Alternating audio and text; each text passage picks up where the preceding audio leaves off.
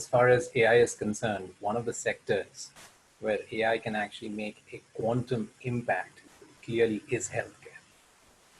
Let me step back and give you, a framework in which we've been thinking about AI and ML in healthcare.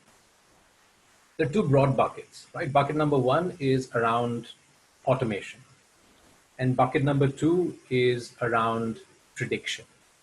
When you think of automation, this is more like the faster, better, cheaper mindset, right?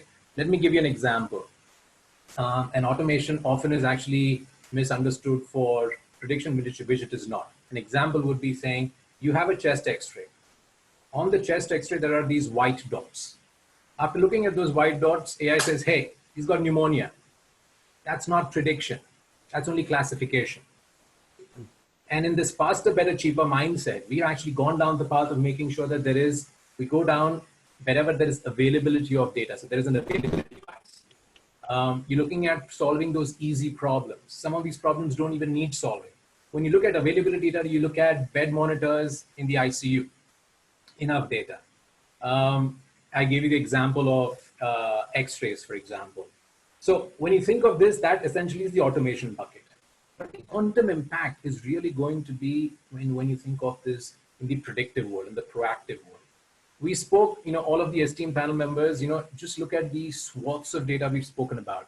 Economic data, social data, data from behavioral patterns, social feeds, whatnot. But what about the underlying biological data? What about the epidemiological data? What about the data about that individual? We live in a world today where randomized controlled trials has 0 Indians, and evidence from those randomized controlled trials are even applied on us. How is that even relevant?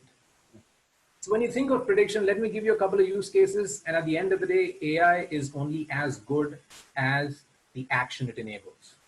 So when you think of the predictive world, wouldn't it, and there's work that actually is being done. So I'm actually not talking about, sci-fi and way into the future. Can you actually identify high-risk patients from the next 12 months?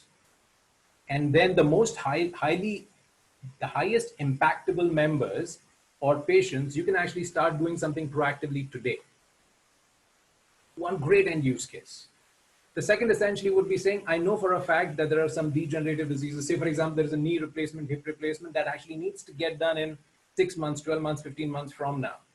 Can you actually now work today in identifying the high value providers?